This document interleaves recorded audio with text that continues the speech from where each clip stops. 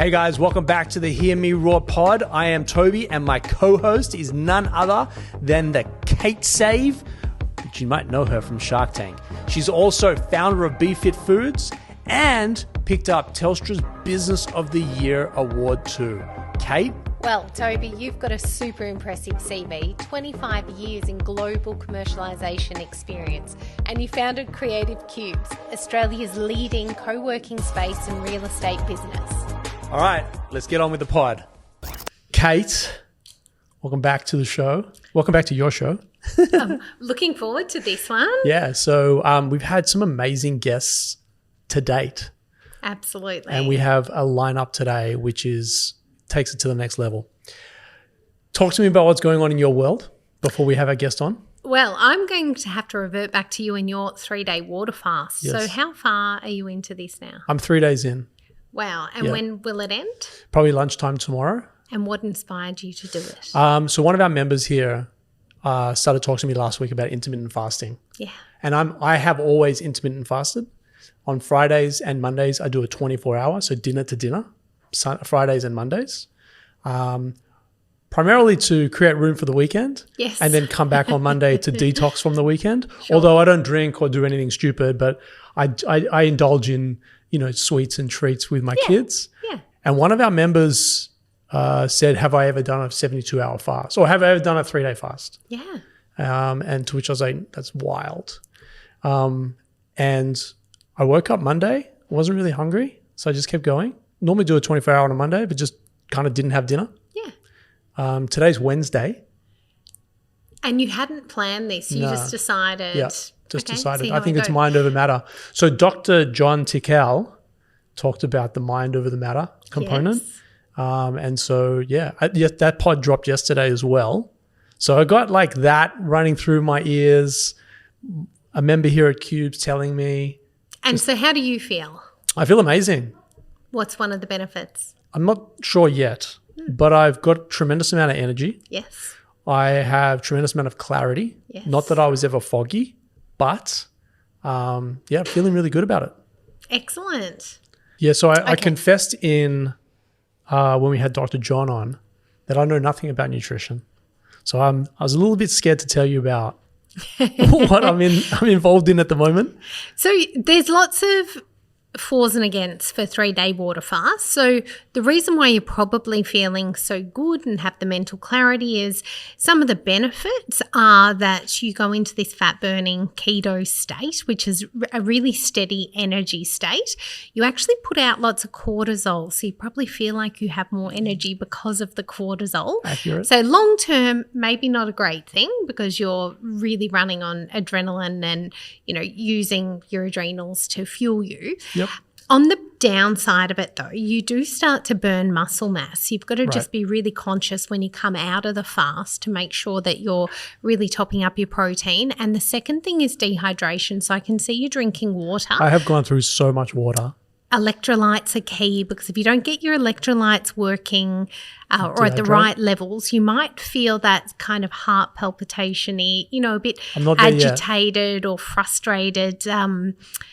You've got to get your electrolytes settled. Let's just say that. So actually popping like a hydrolyte or something like that will still keep you in the fast if it's just pure electrolytes without the glucose, but it might help with just keeping things regular on the inside. Okay. The other downfall to it is just the gut microbiome because you're actually starving the gut bacteria because they feed off fibre. Sure. So they'll start breaking down the lining of your gastrointestinal tract. They'll get through that mucus layer. Then you can end up with leaky gut if you go too long. Okay. However, benefit side, autophagy. Autophagy is breaking down senescent cells or cells that are not good for you in the body. Yep. So there's definitely a cleansing element. Yep.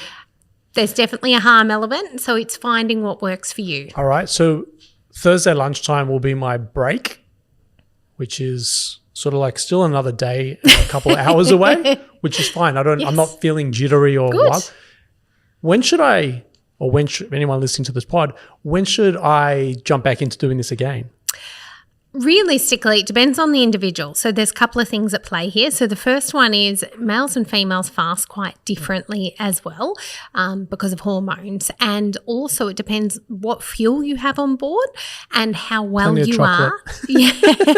Well, how good your metabolic flexibility is. So how quickly you can go from burning carbohydrate to burning fat, and how your mitochondria, the energy powerhouses of your cell, work. And if they work well, you'll feel really good during this. If they don't work well, you'll start to take a bit of a dive at some point. So we'll see. You've got a day to go. Yeah. And the repeat aspect. So should I do this monthly, 6 monthly, annually? Given that you're at a really good body weight, it's not for weight loss. No. So I'd be really cautious of doing it too often because you'll burn through muscle mass. Sure. So once you get past 48 hours, which you've done, you start to really heavily burn muscle. So just a really concerted effort when you come out of the fast to put that muscle mass back on. Yep.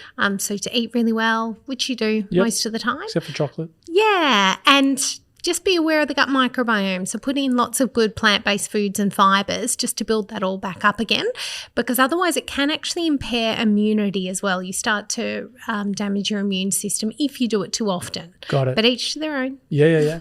Well, I'm going to follow your lead. And that was a very long intro to today's show. But we have a special guest coming on. Do you want to share with the audience who's coming on and what they're about? Yes, we have Norliza, who is an international speaker. She's actually got an event for 40,000 people tomorrow. Wow. So she's been doing this for many, many years. She's got a company called Mindhub directory as well, where they list different health professionals for mental health. So people have a choice. So just don't have to rely on the referral that's come from their GP. They can choose who they want to see. But I'll let her do the rest of the introduction. I'm She has an incredible story. And she has 2 beautiful girls as well. Oh, she has 5 children, actually. She has 5. Well, there's 2 beautiful girls here in the studio today. Absolutely. You have 2 girls. I have 2 girls. Guys, coming up after this break, we have Norliza.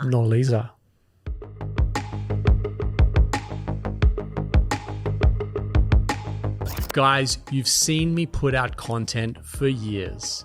It all started with James Shadrach from Purpose Productions.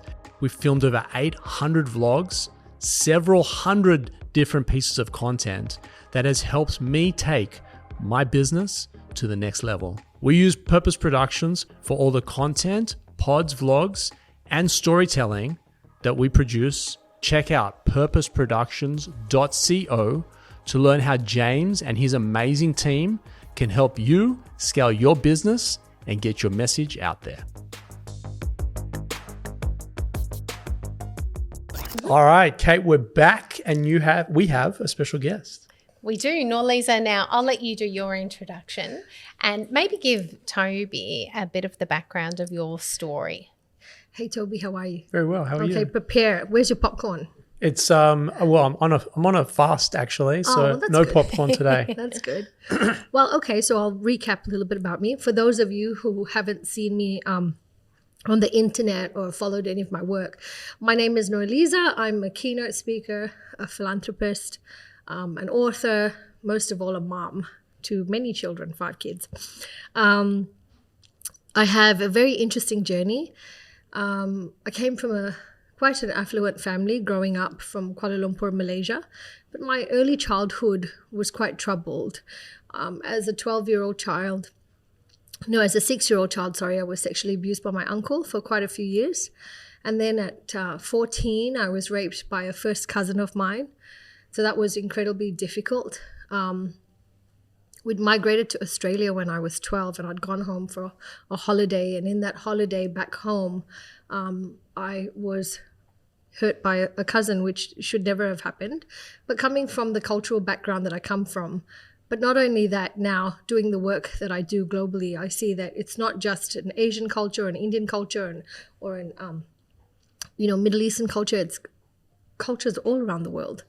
It's a topic that people don't really want to talk about, and they don't really know how to deal with it either.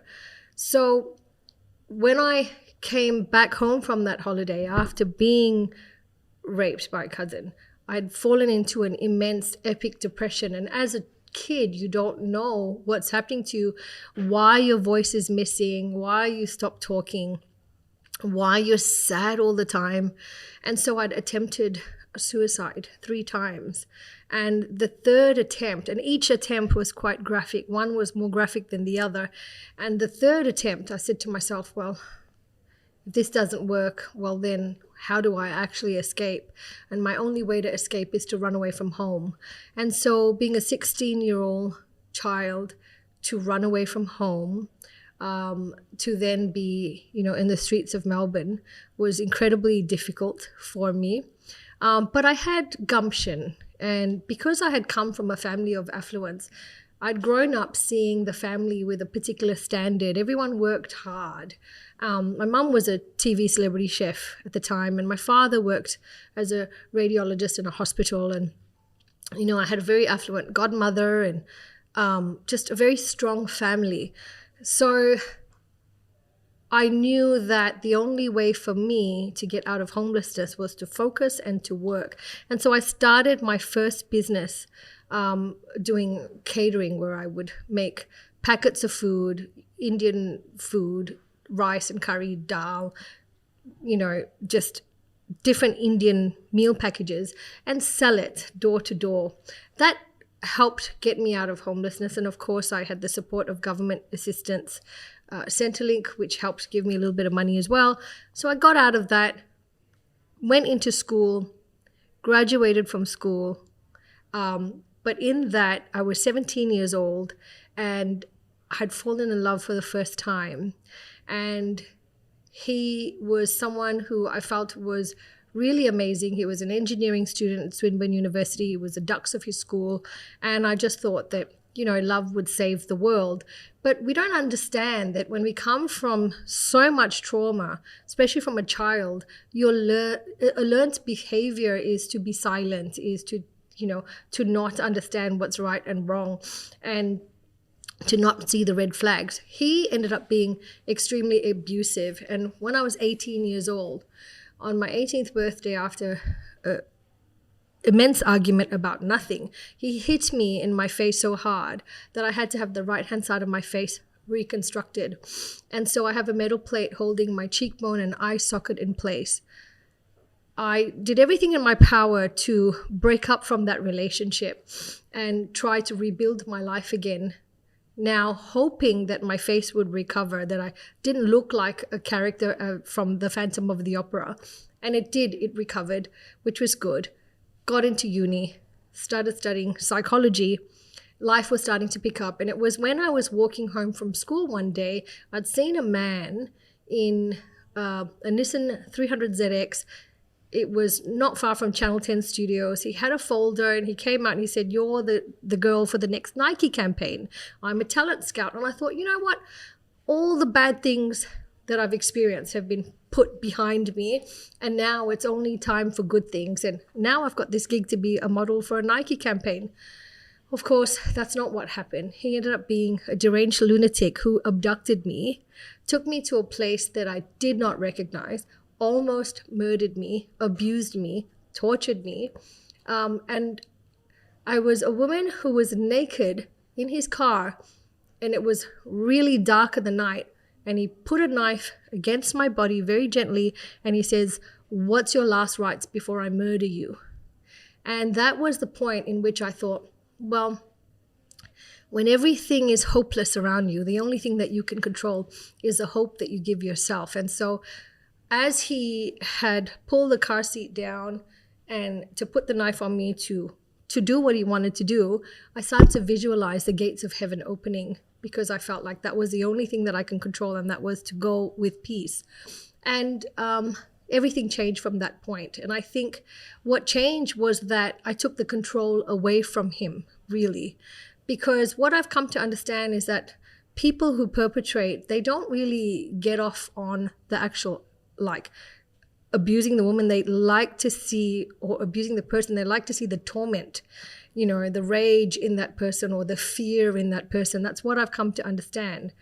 And I didn't give him that. And so in that space of silence, as he's about to murder me, I was able to negotiate a little bit of time where I could then swap into a role play where I told him that I wanted to be his wife, I wanted to marry him, I wanted to be with him, and that it was better to keep me alive than to murder me. And he said, well, I'll drop you back to the place where I picked you up from, but you better be back at midnight or I will come after you. And so he did that. He dropped me back to where he picked me up from. And I ran for all my might to get back to my apartment at that time. And I remember saying to myself, well, how does a person cope from being kidnapped? Oh, what do they do in movies? Oh, yes. The victim goes into the shower. She washes herself with soap to clean herself up. That's what I thought I should do. I'd fallen into a huge nervous breakdown. And luckily, one of my girlfriends had called me.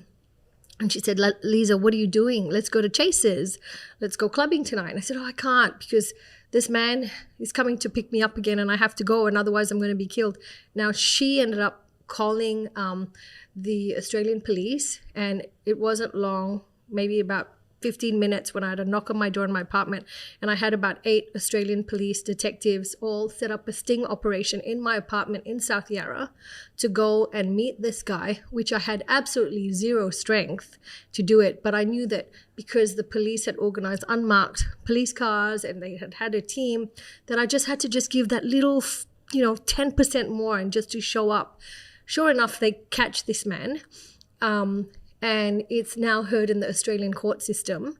And the barrister, he had a QC, I had the police representing me, and the QC had said, is it true that you ran away from home? Yes. Is it true that you were raped as a kid? Yes. Is it true that, you have no money? Yes, it's true. And then they had a false alibi from that side turn up and basically say that I was his lover for 6 months. Now, that is probably the worst thing you can do to a human being. You almost being murdered, right? You're given your last rites. And now this person is apparently your lover, and there is absolutely no justice from the court system at all. And I had to leave that court case that day, and I had the Australian press, I think it was the Age or the Herald Sun at that point, and they said, Lisa, have you got any kind of... have you got any advice? And I said, the only advice that I can give is, regardless of what anyone thinks, what anyone believes, you were there, you know what happened, you got to believe in yourself. And that's the day that I decided, that I would always stand up again and rise. A year later, I'd given birth to my firstborn son, and that was a pregnancy that was not planned, and that was actually from the man who had broken my face, because as anyone out there who knows about domestic violence relationships, sometimes it just never leaves you at all, and they keep coming. So I had given birth to a baby. I was forced by my family to live with him, to marry the perpetrator, who then goes to abuse me for another 6 months. I'm beaten, I am belted, I am bleeding, you name it, it's all happening. Finally, I left. And as I left, I found solace in the club scene. And so anyone out there that knows the club scene, I found such solace. I found solace through music, through hard house. It's not the best scene, I know, but I met so many amazing people who didn't want to hurt me, didn't want to touch me. It was actually a loving space. But then I had to also then break through that scene to realize, well, I want to be more than just finding peace and having friends, and I need to be entrepreneurial. I started my first business idea with zero startup. My first event was called Miss India International at Queensbridge Hotel, and with zero startup and just a baby, I had pulled in 4,000 people to my first show. I did those shows for a couple of years and then managed to take on an opportunity where I was given a struggling cafe in Flinders Lane, made that such a hit called Mini Bar Piccolo, and then left that to go into the tailoring business with the father of my children, and we'd opened up 5 stores.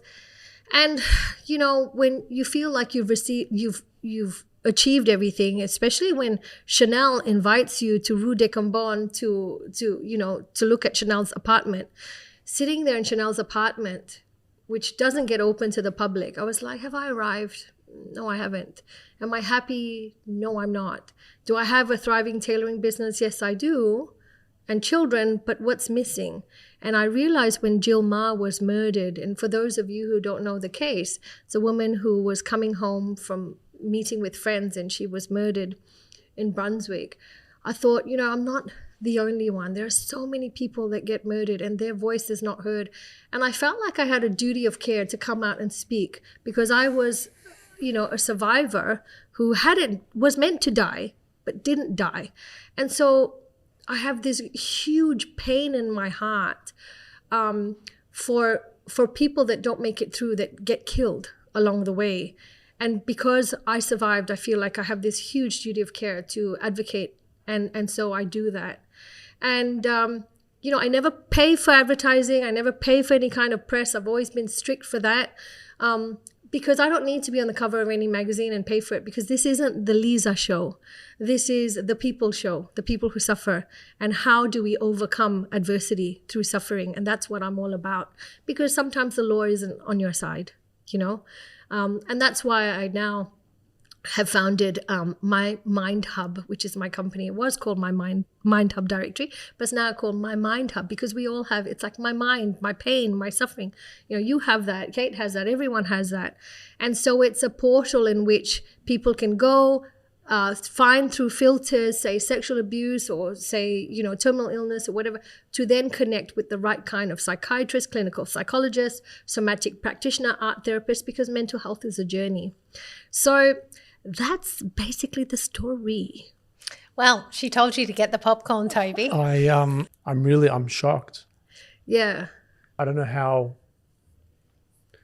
one will recover from that. I'm just so in awe of your strength. Thank you. Despite the fact the words that are coming out of your mouth are not the words that I thought I'd be hearing on this pod, right? And I think I've recently listened to Norliza's Audible book, The Conviction. You've got the hard copy there. And I knew a little bit of Norliza's story. I actually met her at a nail salon of all places, and we got talking.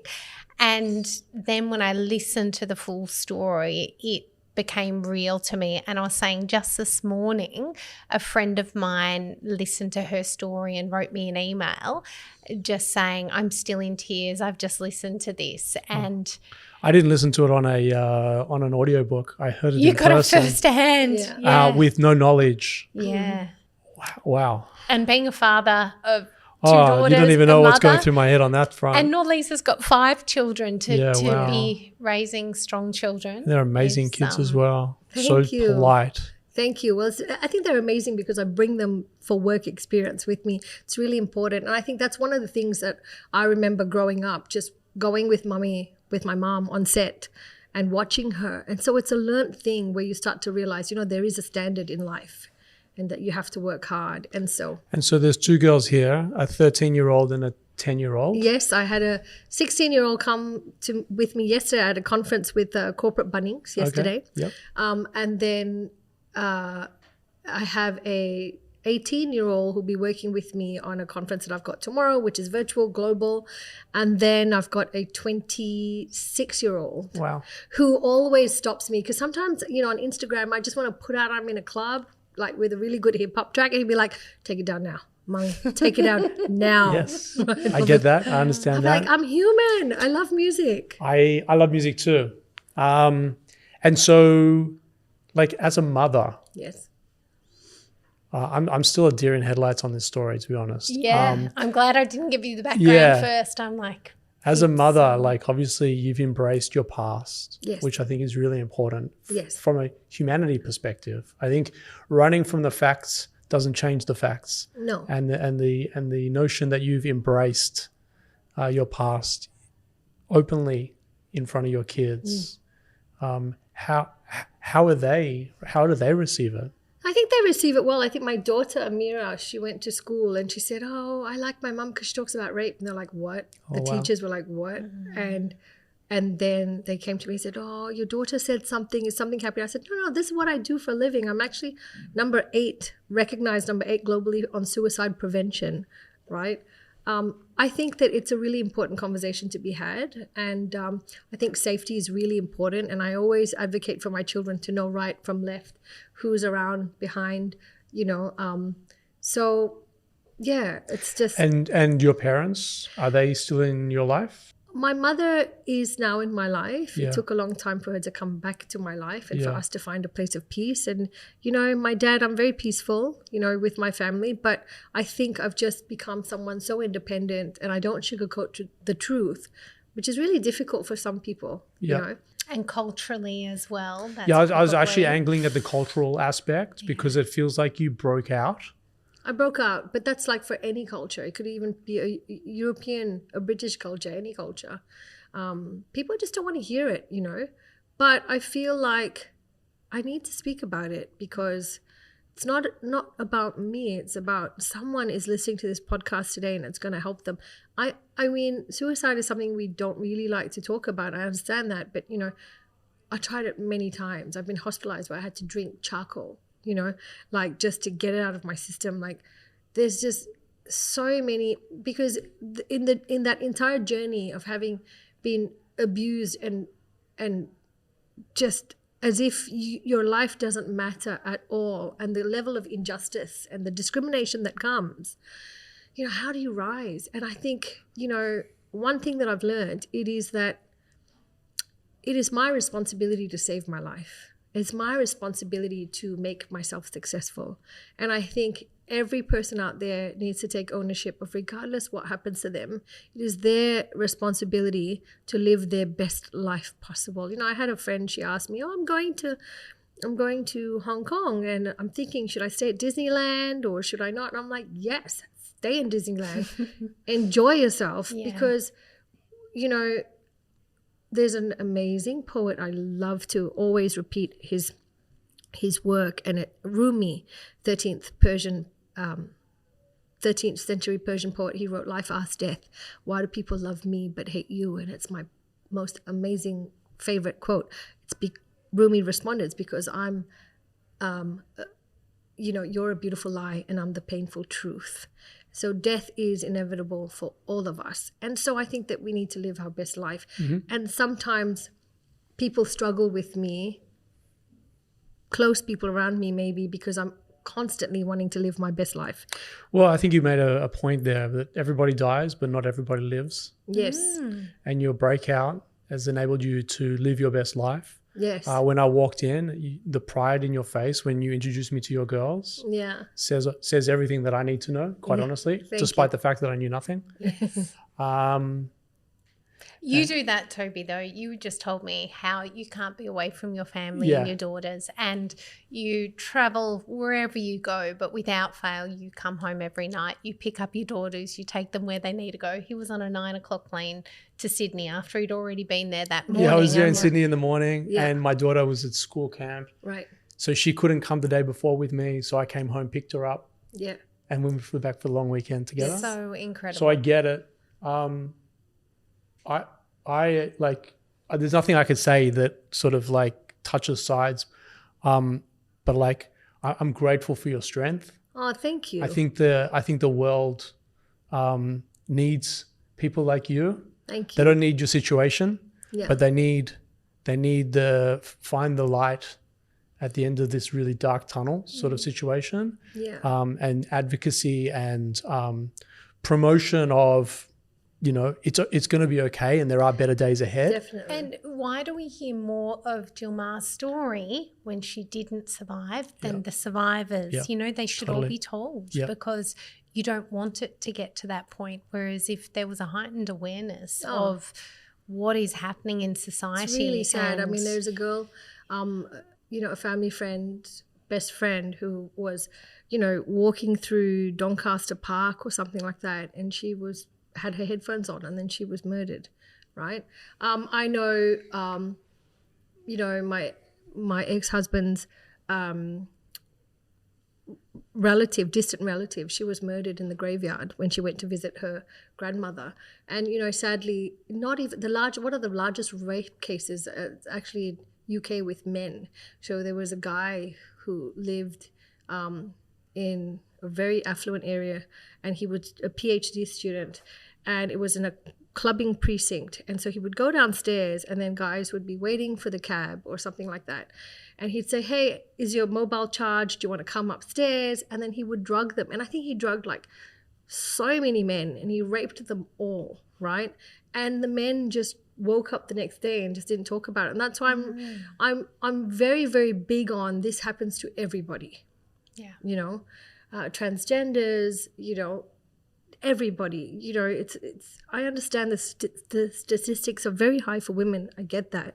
But, you know, I don't want to take away from, we are all human, and we are all people, and we all go through adversity. That's where I come in. I'm for humanity. Yeah. You said something before, you're for the people. This isn't your story. This is the people's story. Yeah. I feel like that. I mean, it doesn't touch sides on what you just said, but, you know, for me, entrepreneurs, it's a very lonely journey. Yes. You know, and I want to be the people's entrepreneur. I want to open the door and let them thrive and let them tell their story, because there's a lot of attention on the stuff that I'm doing. I'm a fan of the work that you do. Thank you. Let's not turn the camera this way. I want to keep it this way because this is really important. But like the selflessness here. Yeah. And the fact that you've got Thank you. two. Well, I've only met 2 of the 5, but 2 beautiful girls. Wait till you meet the others. Yeah. Well, and the vulnerability as my well God. is just, you've got to really open up, don't you, to share all of it. She didn't just share a small part of that story. Being able to really open up and face it and drag yourself through that again to be able to heal from it. But I must say I struggle as well. I Yes. mean, I think doubt. I think what I struggle with is having such a huge story. And I didn't touch on one story actually. So me and 2 other Australians, one being a Channel 9 cameraman, okay, we were on a speaking engagement in 2017 on our way to Nigeria to give a talk. At that point, I was doing some work for a major airline, and we got off that airline in the Middle East, and we had a driver that was supposed to take us around to have a look before we boarded our next flight, which was, you know, a day away. That driver turned out to be a terrorist that was taking me and 2 other Australians to the desert to get killed, right? And it was my cameraman, Matt, who saved us, because he had, you know, by luck, managed to fly a drone in the air, which alerted military intelligence. And it wasn't long, maybe a good 15 minutes before we were all then taken by military intelligence, put in prison to prove that we were not Australian and American spies. And in that immense, difficult, challenging ordeal where I had to prove that we were innocent, and how I did that was I was in the prison cell, and the warden looked at me and she said, in very minimal English and Arab, she said, "What did you do?" Right? And I tried to communicate with her, and I said, iPhone, do you have an iPhone? She shows me an iPhone. I literally typed up my name and went specifically to the scene where I was on CNN.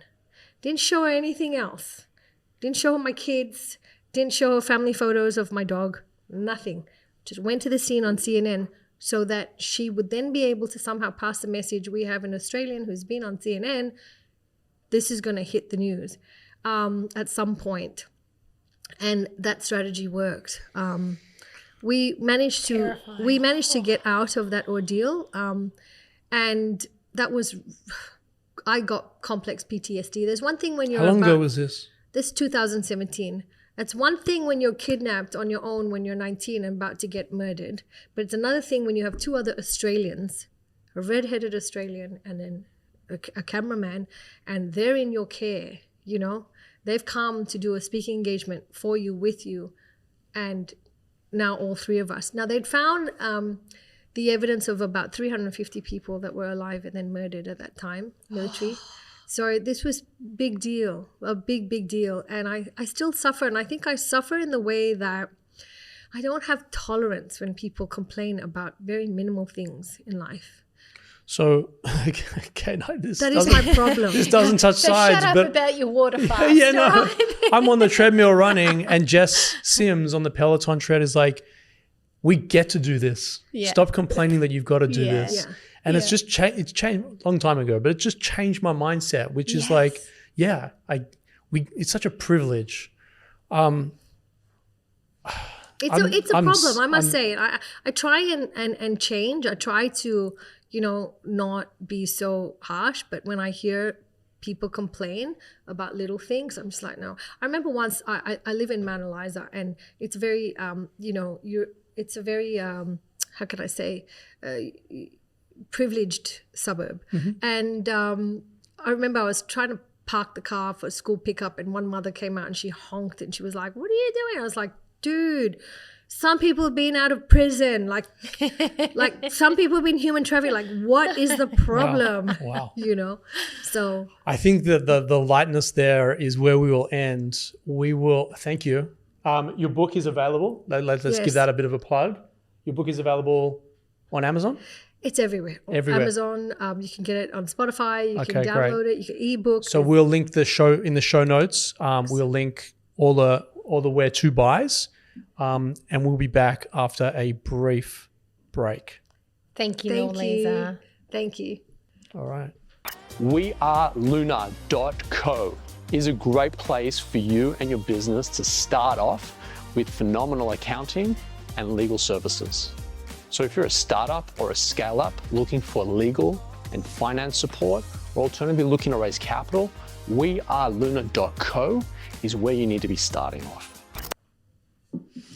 Fucking hell, man. Where to start? Oh my God. Yeah. And I think hearing a little bit of her story in the past, I had to get the book because I had to really understand it, because how can someone take so much? And I'm so glad that you got the first-hand storytelling, because there is so much to unpack there. And the fact that she's got 5 children and is raising them in a vulnerable, strong, open way, that resilience and what she is teaching them is incredible. For me, I think we touched on it just at the end of the last segment. The ability to find positivity or strength from the darkest place that any human being could possibly go is absolutely incredible. And I think it's like superhuman.